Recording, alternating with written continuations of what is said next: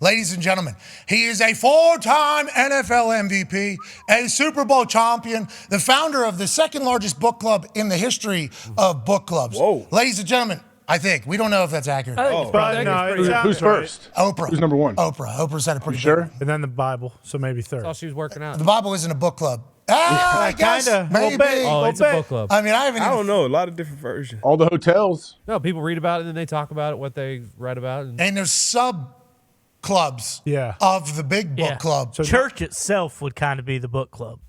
So maybe the third largest.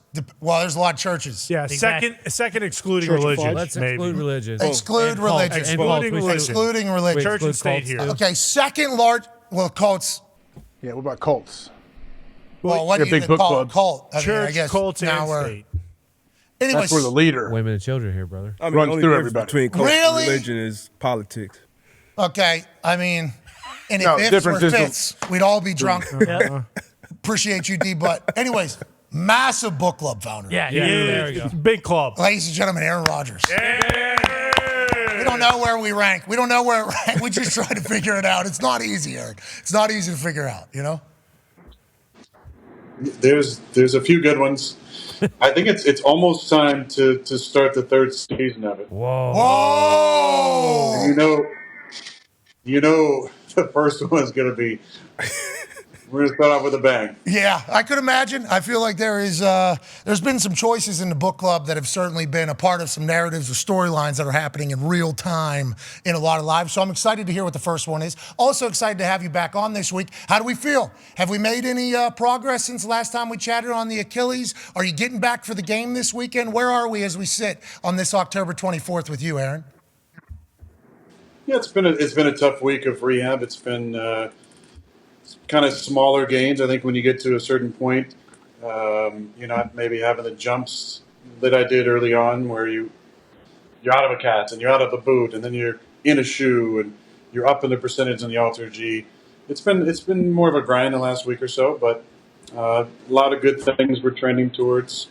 It's just a matter of trying to get down to 100% walking, like as far as it looking normal, and then after that, then there's progressions. I think that'll maybe start to take a bigger jump. But once I can get to walking normal in a shoe, which is close, really close, then make a jump. And yeah, I invited Eli last night to do a little play a little catch with me maybe on Sunday. So planning on being back for our game as the road team at MetLife. But yeah, excited. I missed the guys. So excited to see the guys. Yeah, so obviously you were great on the Manning cast last night.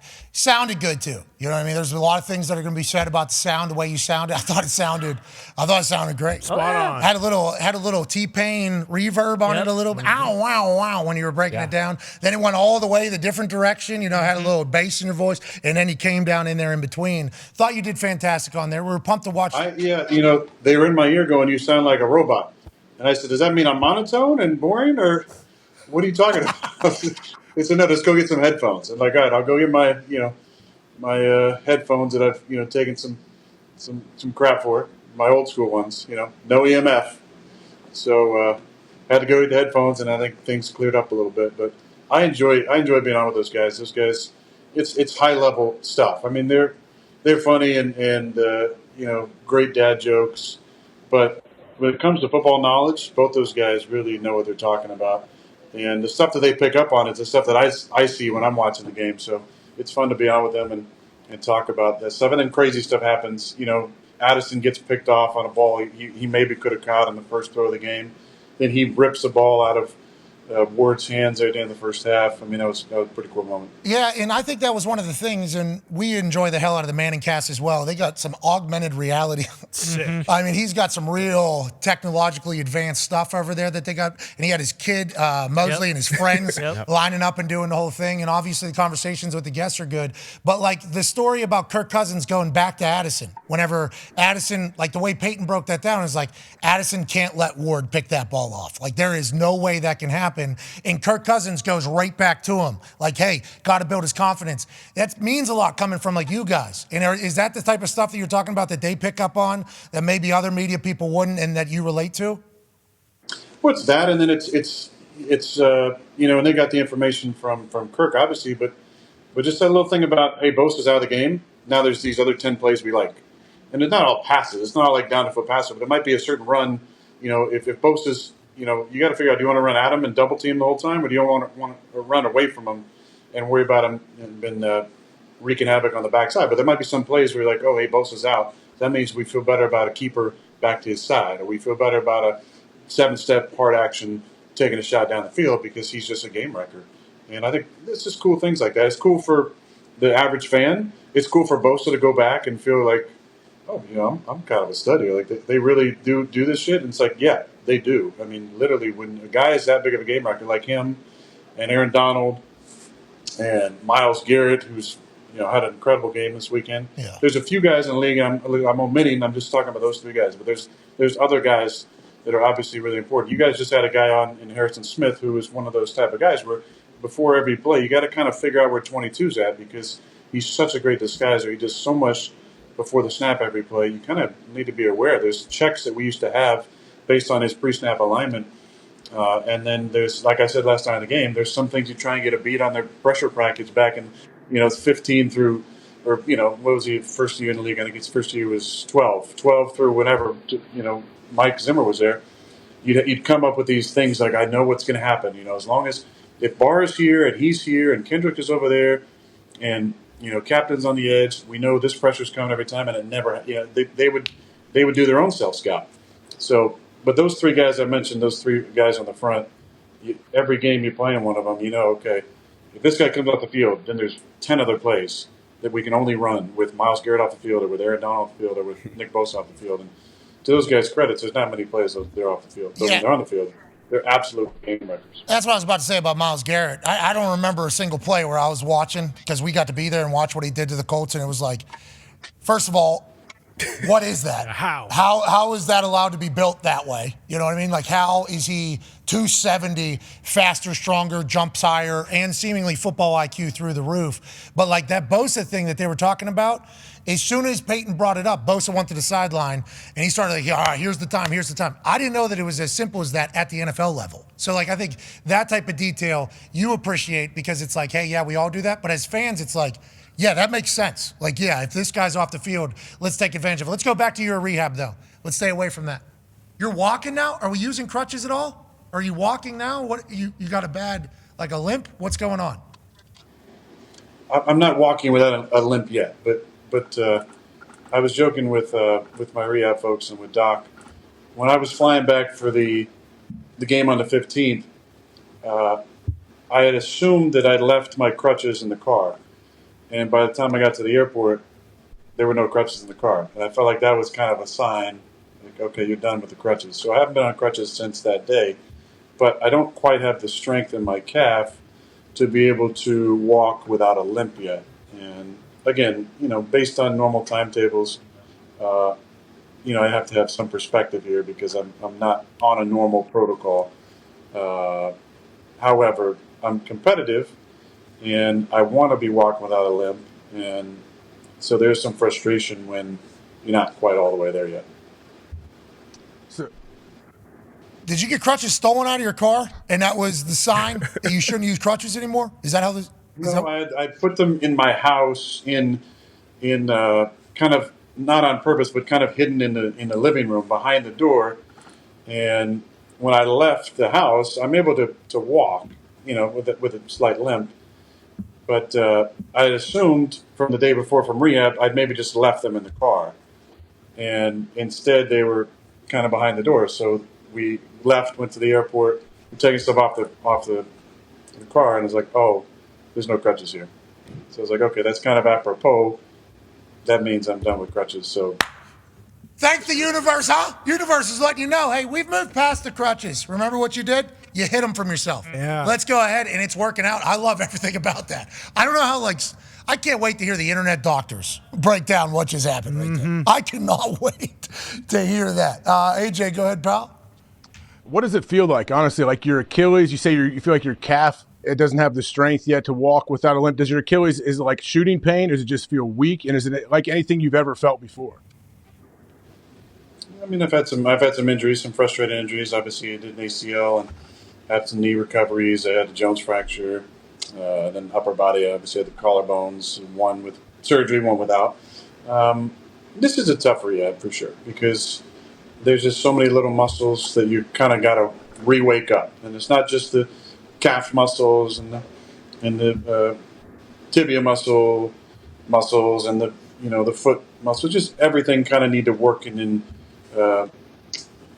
as a unit. So you're kind of trying to teach the fibers to fire at the appropriate time, and you got to be careful walking too much with a limp because then you're going to start adjusting to certain things, and that's why we do so much work on the Ultra G, walking at a lower body percentage to try and retrain yourself to have the proper gait.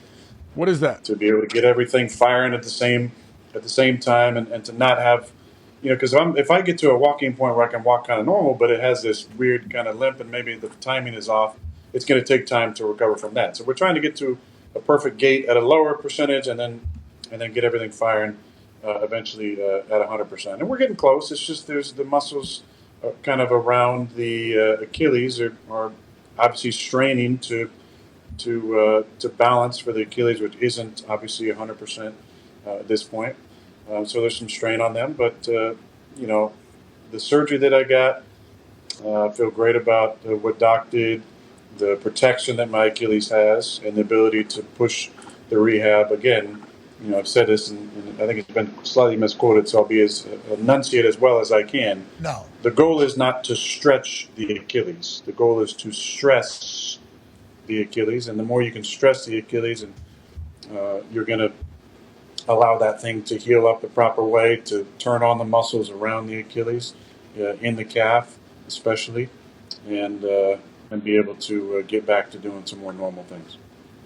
I'm mind blown that you just forgot your crutches and said, you know what? Yeah, not using them anymore. Done. That is awesome. I want to let you know it's all. Well, listen. I wasn't going to anyway. I wasn't going to walk on the field with crutches again. I did that October 1st. October 15th was about throwing and walking on the field without crutches. So I wasn't going to do that, but it would have helped me get along, maybe in the long hallway of the facility there at One Jets Drive. But I managed. Hey, let's go. Let's keep moving. Let's keep moving. Jets coming off. How you doing? Hey, how you doing? Keep it moving. Jets coming off a bye. Obviously, all this rehab and everything to get back earlier than any human in the history of an Achilles injury, and the universe saying, yeah, we're moving on to the next stage of this whole thing, is for you to return this season. That's what other people are hoping for. I believe that is in your deep soul what you're hoping for as well, even though we're not putting timing on anything. For that to happen, Jets have to still be in contention, we would assume, with a sound mind. That is how you would do it. How do you feel like the team is going to respond after the bye week, and what do you think the team is going to look like against this Giants team? Well, the Giants are coming off a win against the Commanders. Their defense has been playing, I think, a little bit better the last few weeks. They definitely got to feel good about that. I know Tyrod. I've known him for a long time. I think he's a phenomenal guy, and I think he's played really well over the years when he's gotten opportunities. They lost a tough one against Buffalo with some controversy, obviously, in the game, which there's always controversy in games, which we can bring up once Ty asks me his question. But I think they've been playing a little bit better on defense, and if they had some issues with some sacks, early on in the season, and some turnovers. And like us, we've been playing better because we've been better up front. We've been running the ball well. Zach's been taking care of the football. We haven't had, I don't think, maybe just one turnover in the last couple of weeks, which has helped us. So bye week was good for us to get some guys healthy. We got a couple guys banged up, especially in the secondary with DJ Reed and Sauce dealing with some issues, and Eccles obviously had and Hardy are dealing with some lower body stuff that hopefully they'll be back from. So we were without our top four corners on paper, and came up with a big win. So getting healthy was actually good for us to have an early bye week, and we'll see where we're at this week. I think a lot of guys are going to be back, which would be great. Obviously, it's a big game. We're the road team, kind of in our own stadium, which is kind of strange. Thankfully, we have our own locker room, I believe, that we still use. I think there's 3 locker rooms there. There's ours, there's the Giants, and there's a away team. But yeah, it'll be fun to get back in there. And I know it'll be painted blue, but there'll be a lot green in the stands. Well, whenever you and Eli are playing catch before the game, that's going to be a clash of the two sides. Oh, yeah. You know, because he is Giants royalty. You are now Jets royalty. Should I zing a couple at him? Let's make sure we win that game of catch. You know what I mean? I didn't know that playing catch was like a competition. And then I played catch with Odell Beckham Jr. at the Pro Bowl warm-ups. He won. You know what I mean? He won the game of catch with me. I mean, the things he was doing was absurd. I'm like, I had no idea that this was you need to beat him, okay, in this game of catch, Aaron. Okay, I will. Set the tone. Mm-hmm. You know what I mean? We need to set the tone for the night with that game of catch with Eli Manning. I'll throw a couple zingers at him. See if he can. And also maybe one of these. You know what I mean? Like, you know, like the snag. Oh, a couple one-handers? Yeah, something to think about. So I got to show him up. That's what you're saying. I really got to show him up. Yeah, Eli will love that too. Eli won't be throwing it going, what the is this guy doing? Why? I thought we were just having a little fun. It'll be a blast. D-Bud has a question for you, Aaron. Hey, it's been a lot of talk in the football world about sign stealing lately, and obviously you're one of those quarterbacks notorious for using a bunch of signs with your receivers, you know, as well as Peyton and a lot of the other great quarterbacks. Interested if you have any stories of any elaborate schemes to get your signs, and is there a certain level of paranoia with that when it comes to quarterbacks and teams, when it comes to signs and things like that? Yeah, DB, great question. You know, I was in the old system, in the old NFL before there was a headset, a microphone in the defensive headset. So stealing signals was always a part of what was going on. And there were, you know, certain guys over the years who had that as a responsibility. I know in college, I just know actually reading the stories this week, I didn't realize that you weren't allowed to do like advanced scouting, sending guys to another place to scout on them. I find that very interesting, different, but you know, whatever. That's the NCAA's rules. In the NFL, it's been going on forever, and there's always sign stealing that's gone on. It's part of competitive advantage, I think. I think that there is, you know, one thing to think about is number one, you have to get the signal right. You have to see a signal. And in college, it seems like there's 4 or 5 guys signaling. Now, maybe they know based on a shirt color. You know, one guy's wearing a yellow shirt, one guy's got a red shirt, one guy's got a green shirt. They can figure out who's the one actually doing the real signaling. Yep. I would assume that the team would want to, you know, be careful and have multiple guys signaling. That could be the live guy or could not be. But listen, you got to know what the signal is first, and then you got to relay it, and then you got to go make the play. So there's a lot that goes on. It's not just this like blanket, like, oh my God, they got the signal. What a great advantage it is. It's like, well, you still got to go out and execute. I might know what I might look at a secondary guy and he gets a signal that I know for a fact means cover 4, right? And then we got to still go out, and even if I check to a cover 4 beater, you know, and out in the post, right, to 2 receiver side. Yep. I got to drop back. We got to block him up. Then I got to get that safety cover 4 guy. He needs to do what I need him to do. That you need to jump that out route, and then I need to throw the post. Your guy, my post guy, has got to win on the outside. Then I got to throw a perfect ball, and he's got to make the catch. If anybody has anything different, if I get sacked, pressured, safety doesn't jump him, who gives a shit if you know what the signal is? So I think it's a little more intricate than just like, oh my gosh, what a scandal. Now in college football with the rules, and I read the article yesterday about, you know, how many different games that this person was going to, and they were sitting one side and the other side. It seems like there was some sort of elaborate scheme that was going on, but you still got to execute it. It's like when the New England filled the walkthrough of what, Carolina or the Rams, one of those years, right, in the Super Bowl. Yep. What does that actually do? You know, like, you know what some of the plays are. Well, it's cheating. It's cheating, Aaron. I'm not saying it's not. It's there's some questionable ethic things about it for sure, but you still got to go out and execute and be able to react in the moment. Oh my God, they're in this formation, which means they're going to run this and echo it to everybody on the team, and then they're, you know, and then hope that they're going to do any sort of adjustment to that specific play. So there's a lot that goes in. There's a lot. It's not just so cut and dry like cheater. They know every play. That's why they stopped them. It's like, well, there's a little bit more to it than just that. We're all very confused, and they're assuming that there's going to be some video that is going to be released to the public, and they're saying, like, because your point, ethically and morally, I think that's why the New England thing was such a big deal, because like everybody's trying to steal signs. But if they were recording and then breaking down, digesting, having it, and then you got Ernie Sims there as well, who's supposed to be this super genius. It feels like everybody just got mad to the level in which they went. It feels like that's the same conversation with Michigan. I don't know. It just feels like that's probably what it's going to be.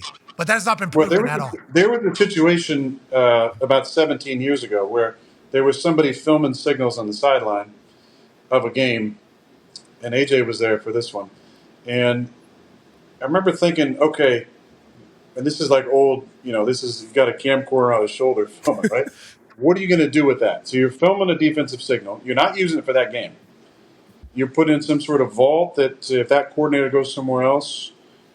And again, you still have to go through the whole process. Oh, I know what the signal is. Now I relay it to my guys. And then now they got to go, execute against what the signal is without changing signals. A lot can happen. There's an advantage. There's some ethical things about it possibly, but I don't think it's such a crazy advantage as maybe it's being portrayed. Yeah, but the headline says they're cheating, so Yeah, let's make sure we remember they're cheating out there. Got a good team this year too, Aaron. I mean, they got a good team this year. Go ahead, AJ. Why don't they just put speakers in the helmets? I know Matt Rule had a great answer about this, but Aaron, what's the reason that college is lagging behind? We wouldn't have to have all of that hoopla going on the sidelines if we just had one speaker on defense, one speaker on offense.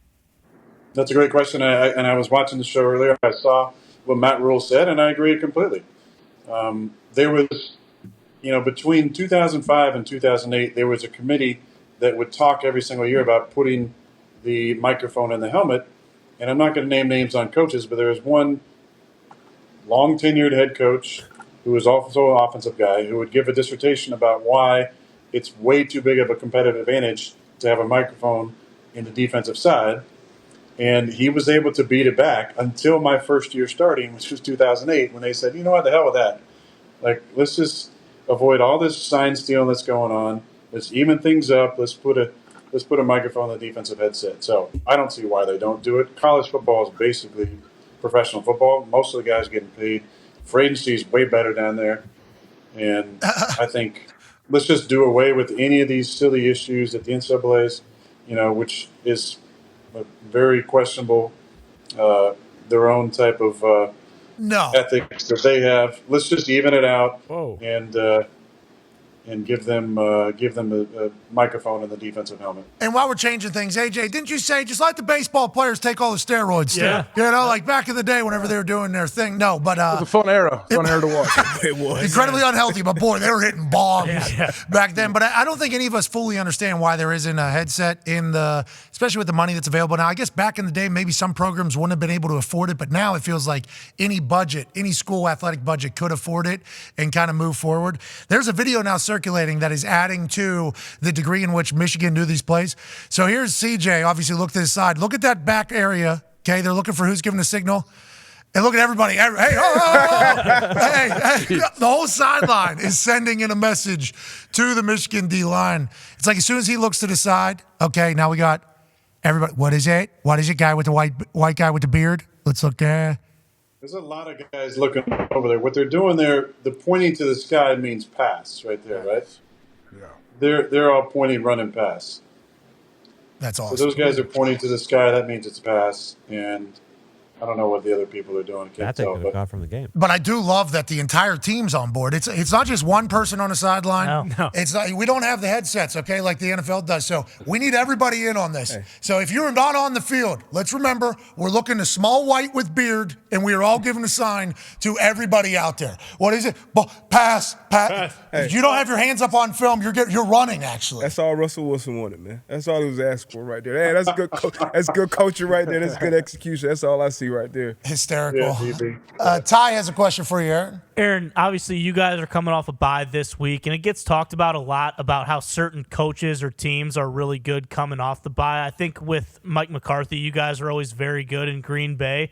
But what is the difference between like a team who is good coming off a bye and a team who has a long time to prepare coming off a bye and then just looks like absolute shit the following week, like the Packers this past week?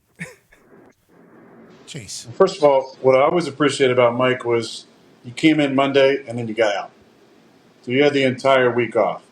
I think that's really, really important. That's what I was telling our guys. And thankfully we won against Philly, and Woody changed his tune and allowed the guys to get out on Monday. But I feel like it's important to get the guys out of the building. Get them out, get them refreshed, let them reset, let them get away from it. That's first and foremost.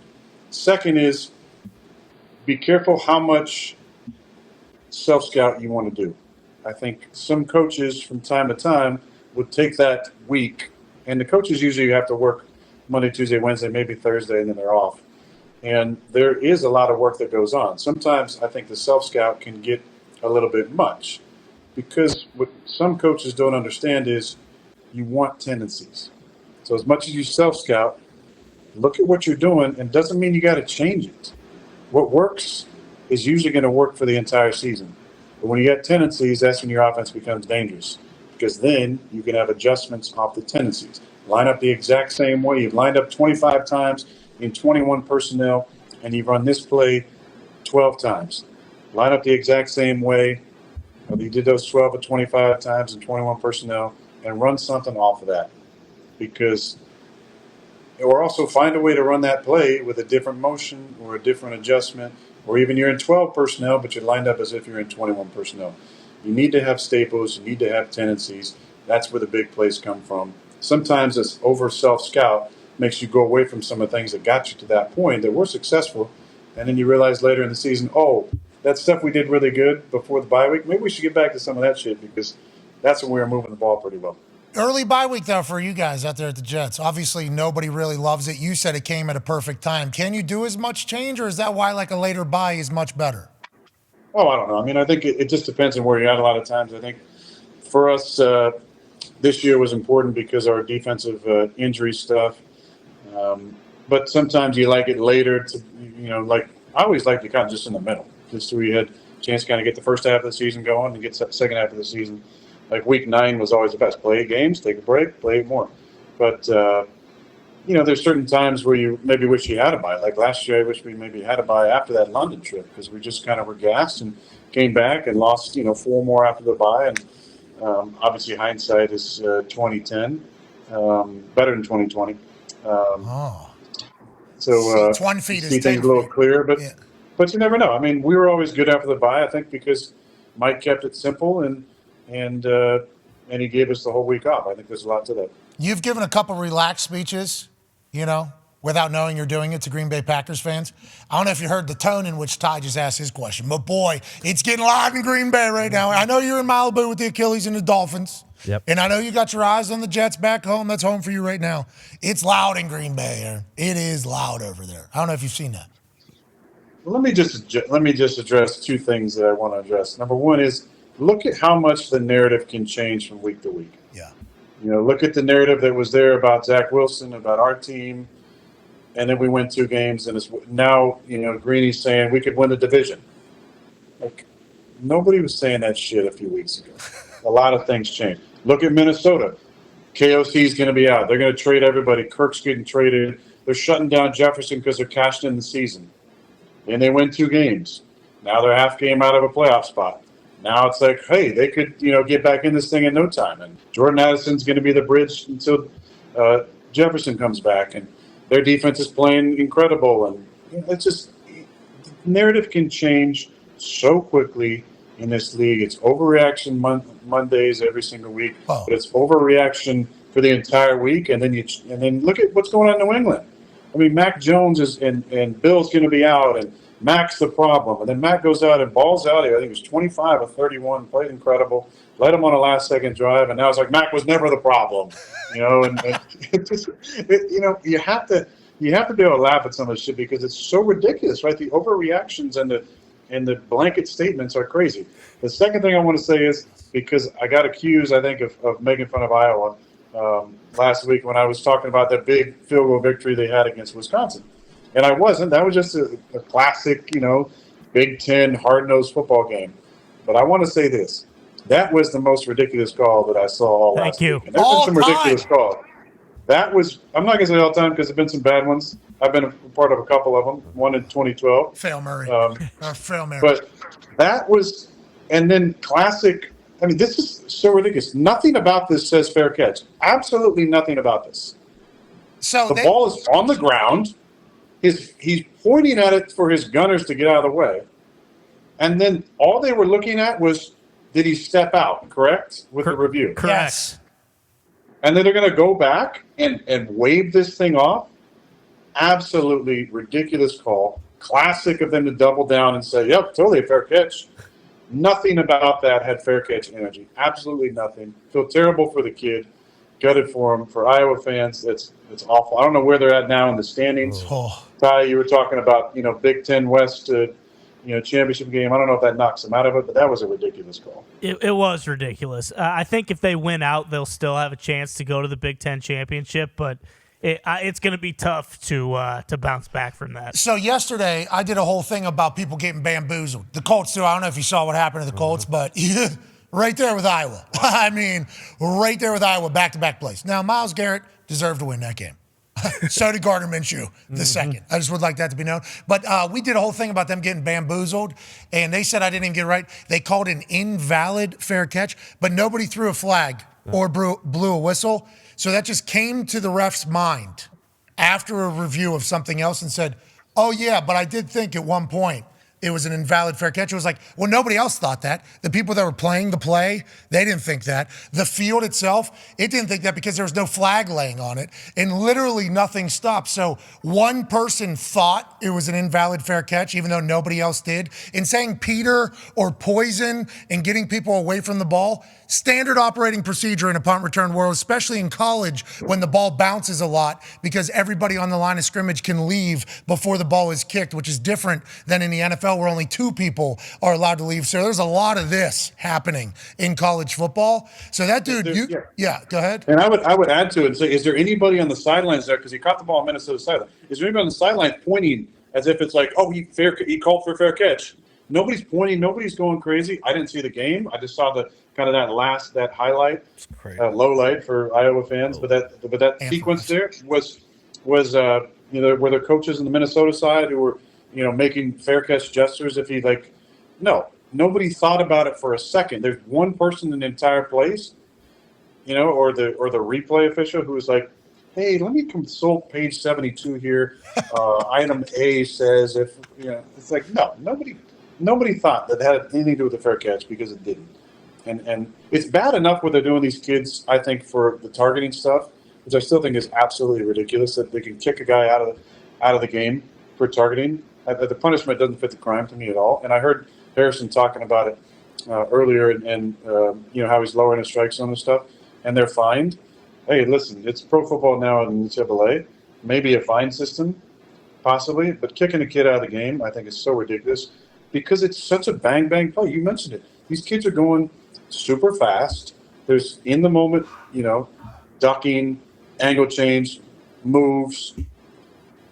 And I think you need to start bringing in intent. There's intent with certain players where it looks like they're head-on. And there's intent where a guy's just trying to face-up tackle and the guy catches the ball and braces for impact and ducks his head. And a guy who's going for a midsection shot or a belly shot or even a dick shot, like you said, that head goes down 2.5 feet. Now you're hitting the guy in the head, not on purpose.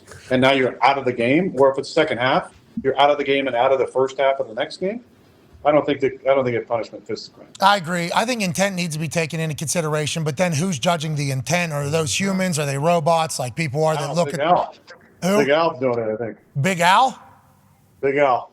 Alberto Riveron is not the guy we need judging intent. Okay, neither Walt Anderson either. Yeah, we need Gene Steratore. Okay, that's what we need.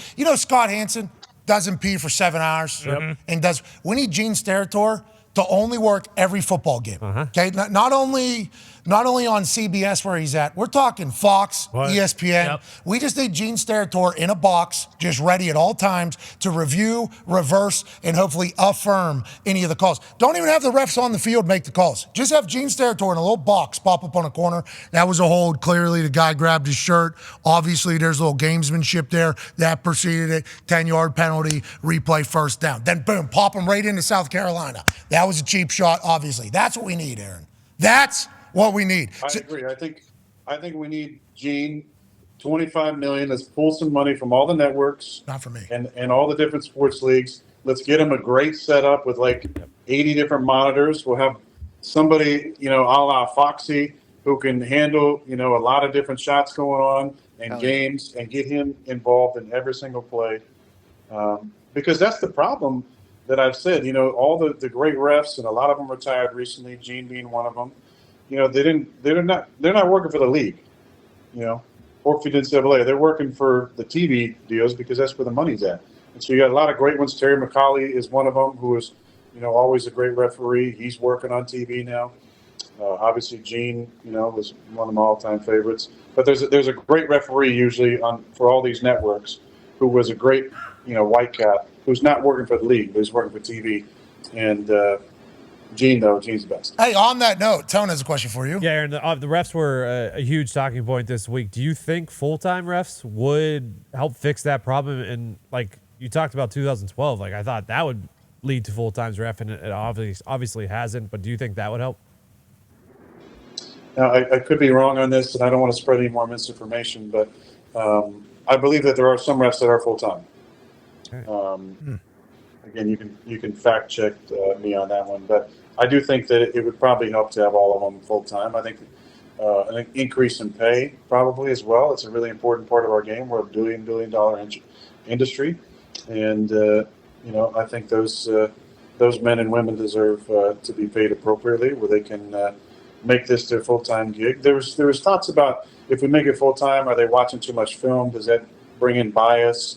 I just think that that's not something to worry about. I think they need to be held accountable for how they're refereeing, and there's obviously incentives to referee the bigger games in the playoffs, and obviously championship games and Super Bowls based on your performance, but I think it's incentive enough to be as objective as possible. But I think that those men and women need to be paid appropriately, and they got a tough job to do to make calls in real time, and they're as scrutinized as the quarterbacks and kickers are, as they have one job to do, and that's to interpret the rule book in 0 time possible. I think it's good that we have kind of the extra official in the box to help them out with certain calls. Yes. Avoid some of these unnecessary challenges. But I think, full-time, yes. More pay, definitely yes. And technology usage, yes. Let's embrace it, but make that an actual role. Have that person actually train. Find somebody who can see things in real time and quickly communicate, like the Kenny Pickett being short on that thing. I know 2:12 left. The Rams have no timeouts left. Under 2 minutes, it would go to an automatic review. It's like the whole world can see the Kenny Pickett short right there. Can we not just have somebody say, hey, yeah, we got it wrong. It was actually short. Let's move on. I don't know. Go ahead. I don't know if you talked about this yesterday, but the problem is at the top of the screen there. I don't know if that's Pickens. Is that Pickens? Yeah. But he temporarily blocks the referee. Right, the side judge there cannot tell because if you slow-mo it back, and I watched this yesterday when I was watching the show, if you slow-mo it back, right when he is down is basically when Pickens is blocking the view of the referee. So when he comes in, all he sees is he assumes, I think, that Kenny had gotten to a certain line based on the fact that maybe now he got pushed back a little bit. His forward progress is going to be at or around the first down marker. He didn't see him going down to a knee. The referee on the other side can come in on his own. But again, if you're looking right at the bottom of the screen here where the 4 is, he doesn't have a view of Kenny to the far side either. So, again, this is a tough situation. Rams have called their timeouts, get the ball back. Obviously, he's short here. Gives the Rams a chance to come back down 7 and tie the game. Which, again, it doesn't mean that Rams win the game or even tie the game. But this is a game-changing play. Georgia is great run blockers. They didn't have a chance to to change. Just easily correctable, though, too. You know what I mean? And that ref can even say, couldn't see because my view was blocked. We went to the booth. He's short. See you later. We'll go the other way. Just like easy to fix it. And also, Matt Canada. This is big brain football. Smart. Hey, I don't know how the tush push is going to go for us. So let's go ahead and get some bodies in front of the eyes of those refs. He did some things. And then when the whistle blows, go ahead and keep shimmying forward because it will do the whole thing. Not a bad plan. Not a bad idea. I think we're all at a stage, though, where we need to get the refs fixed. You know, I don't think the refs mind, like having an extra set of eyes. I don't think that they're going, damn it, the eye in the sky, made my call wrong. I think they like the help. They're trying to do their best in the moment. Everything happens so freaking quickly, right? I don't think they mind having that extra little help. I mean, the side judge isn't thinking like, oh man, he's bummed that he didn't have a view of it. He's doing his best there. To be able to have somebody review that, he's not going to be like, oh, I totally screwed that up and I feel terrible. He'd be like, no, thank you for helping me do my job because I didn't have a good view of it. And then sometimes, you make 2 back-to-back calls on a guy that basically win a game for the Cleveland Browns. And then, maybe somebody in the sky goes, yeah, we're checking this guy's entire family to see if there's any money on anything for sure with what just happened. And we're only saying that because he's not a full-time teacher or not a full-time ref. I just saw one of the guys' crews. They have all their side jobs in there. There's a middle school teacher that notoriously underpaid, right? Oh, yeah. Teachers notoriously underpaid in this world where there is sports gambling happening at billions of dollars. Like, that is what's happening. It's like, why even leave the door open for that to potentially be a case or a conversation? Middle school teacher right there, field judge. It's like, yo, that is, right? I mean, I appreciate what he's able to accomplish, and thank you for serving the community and the middle schoolers and everything like that. But it's like, let's make sure there isn't any wandering eyes, in this world that we're in right now. Brad Freeman is sports part director. That's what Zeke did, I think, coming out of college. Yeah, he's probably cruise director at one point too, just like Zeke was. But it's like this shouldn't be a ref. This shouldn't be a case. This should not be. There's another teacher in there. It's like we assume everybody has good intentions, but also let's leave this conspiracy fodder aside if it's possible going into this next generation. You know what I'm saying, Aaron? Well, yeah, and I'm going to go away from the conspiracy fodder here, and I'm just going to give a little shine to Mr. Land Clark, because have you seen that guy's biceps? Is that Land? He's jock. Land is jock? Massive. Big Land Huge. is jock. Hey, you're not seeing a lot of Whitecaps fat anymore. Ed Hockey League. He's the new Hockey League, man. Ed used to be, wearing those mediums and jock. Now his son Sean has been doing a lot of biceps, but I think Land is kind of setting the standard right now. So big shout out to Land Clark for having the biggest biceps of the Whitecaps in the league, and to all the other Whitecaps out there. That's what you need to be shooting for. It's not just his buys, it's his tries too. Because they got that. He's got that shadow. Vascularity. He's more jacked than that. Hey, way to go, I Land. think that's an old photo. Yeah. That's an old photo there too. That's not an up to date photo. I would like to give find it 2023. I'd like to give a shout out to Cleve Blakeman too. He is properly jocked. Looks like he could still play right now if he had to. But whenever we've talked about this on the show. The Whitecaps are representing all of football when they're talking to people. Like they're a solo shot on national TV in front of 60 million people. Like there's not a lot of people that have that audience speaking at it.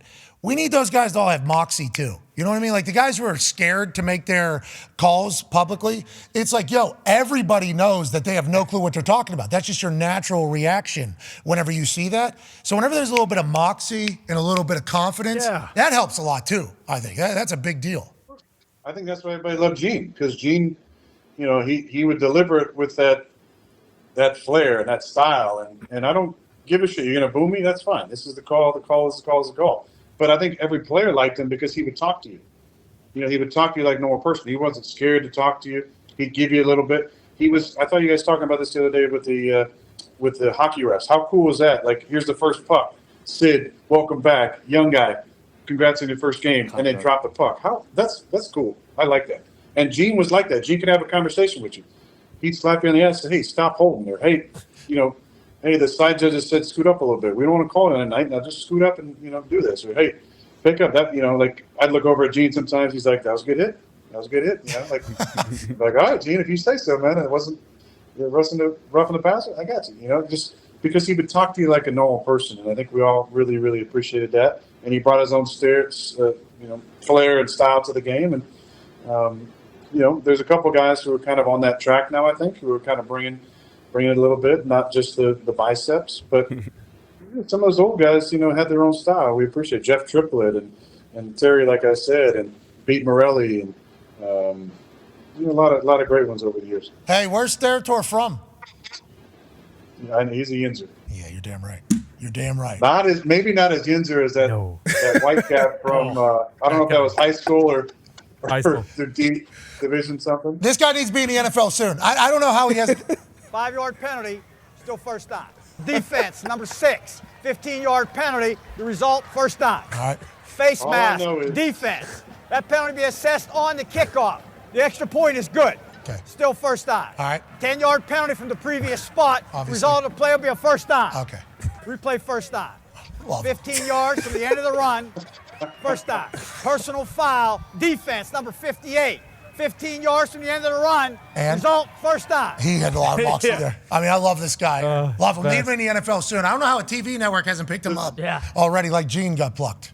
If the NFL tries to squeeze the officials again, and there's a lockout, there's a strike or whatever. Oh, yeah. I want that guy. The world needs that guy.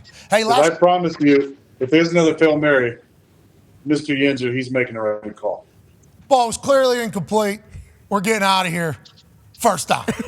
I love everything about it. Last question here, Aaron, because Con Man has really brought it these last few days. I don't know if you know this. This man is batting 1,000 right now. His hair looks better than ever. Nice. And his shirts have been at the top of the class. Even people on the internet have been saying, we love Boston Con. Well, Isn't that happening? No, that's never happened, actually. And it probably won't. Definitely not that 8-year-old that called in the one time.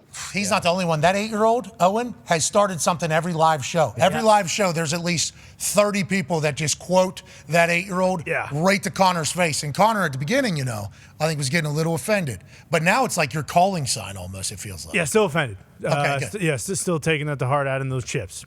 Just trying to stack them up. Sure, it's just because of the 8-year-old, too. What are you trying to say? We got 1 minute. He'll ask you, hold on, we gotta do this thing. 8-year-olds, dude. 8-year-olds.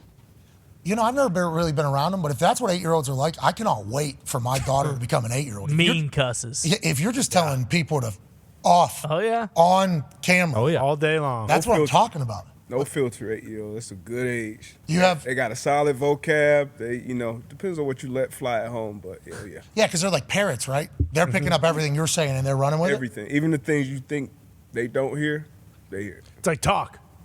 Yeah. Same exact concept. All right. Well, our show is ending on ESPN. We're obviously very thankful for you.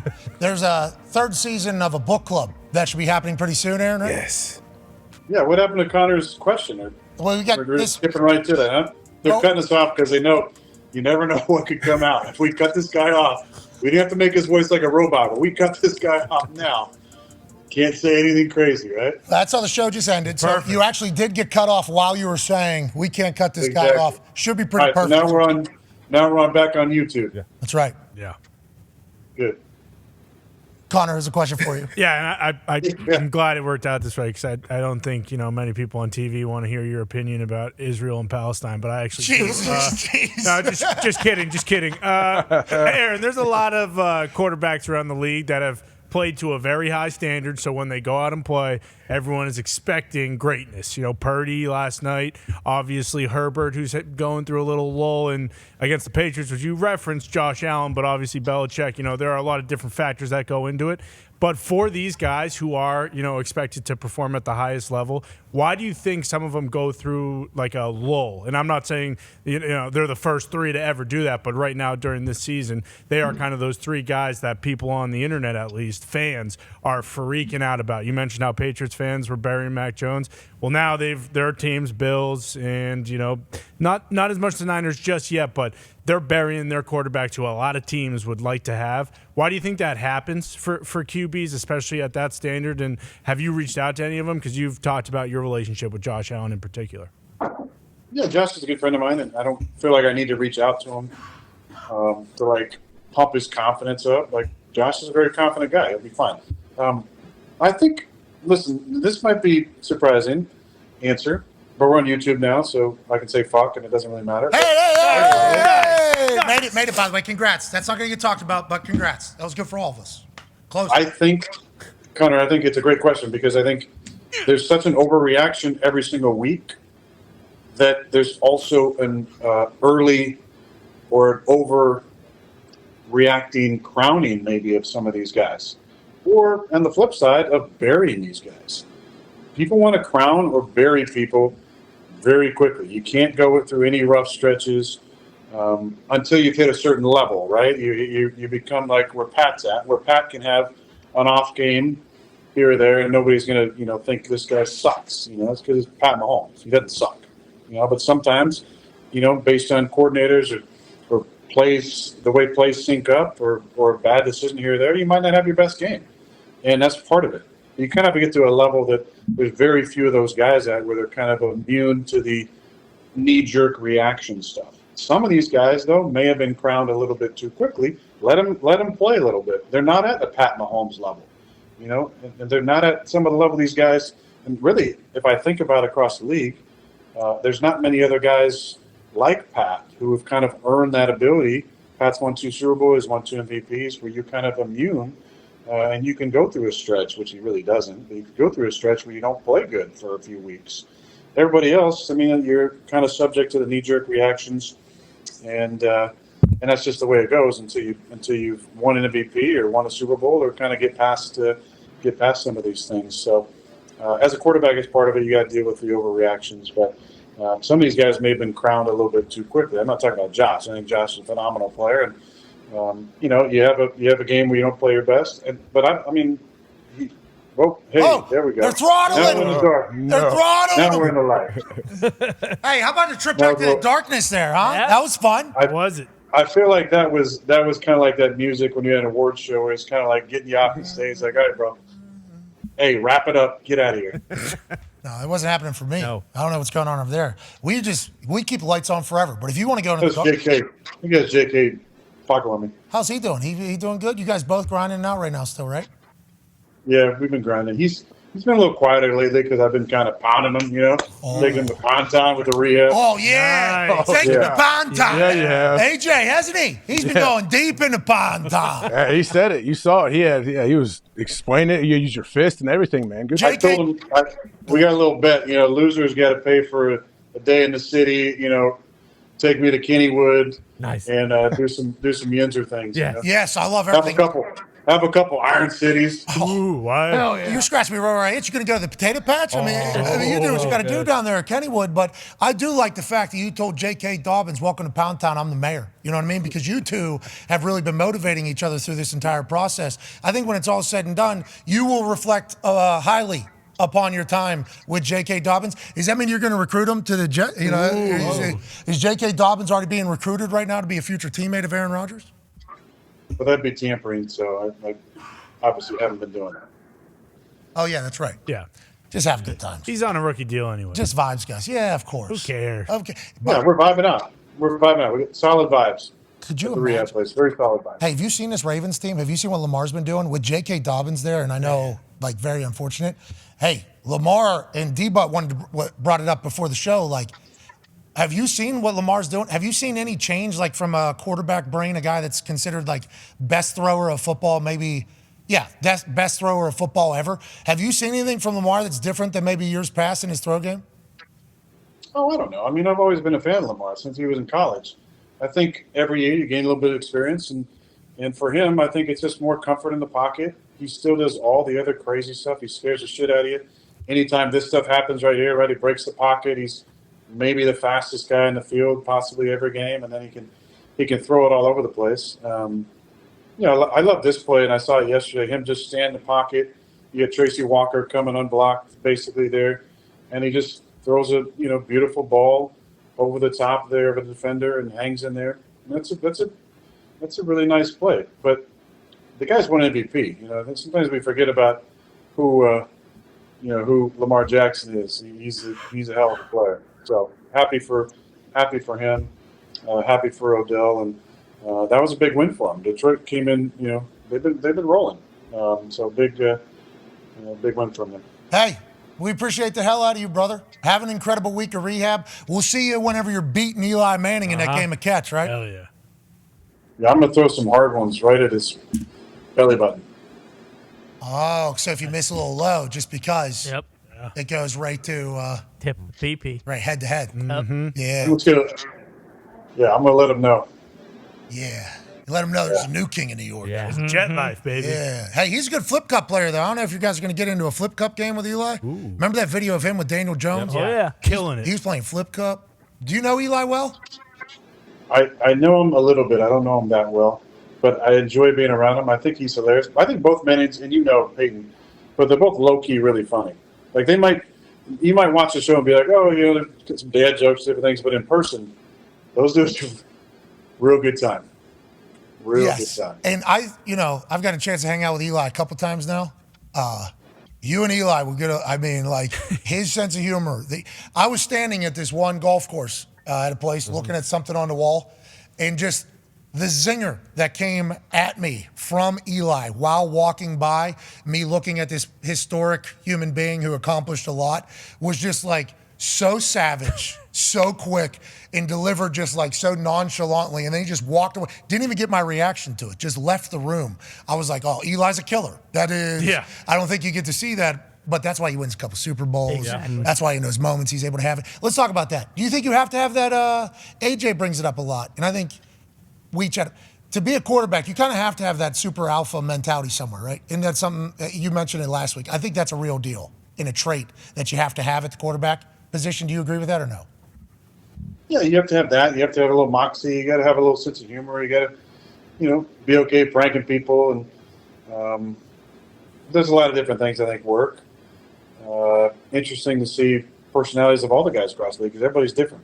I'm a weird hippie who also, loves his teammates and feels like I could lead and inspire just about anybody from any walk of life.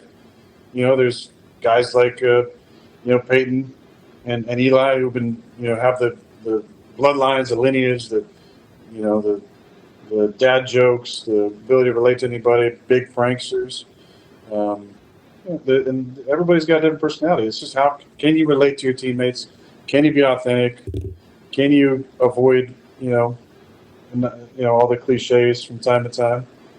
What are you willing to lay on the line for your teammates? And how do you deal with adversity too? I mean, look at especially in our league now with all the critiques all the time and the ups and downs and the whimsical feelings about certain guys that can change from time to time. And I think that it kind of highlights character. You're willing to stand in the fire and stand up for what you believe in and deal with all the criticism, or you're going to lay down when things get a little intense.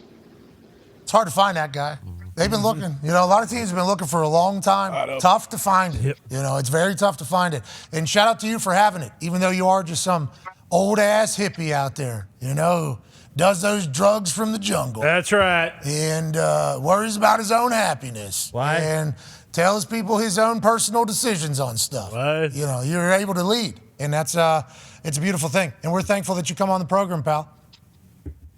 Thank you, man. I believe in medical freedom, informed consent, and I'm voting for Robert F. Kennedy Jr. So have a great day, everybody. All right. Ladies and gentlemen, Aaron Rodgers. Thank you. Nice.